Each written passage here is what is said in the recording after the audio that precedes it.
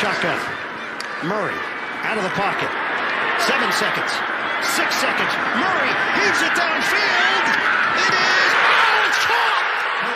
It is caught. DeAndre Hopkins. Miraculous. It's Murray magic. And DeAndre Hopkins is the man who comes away with it.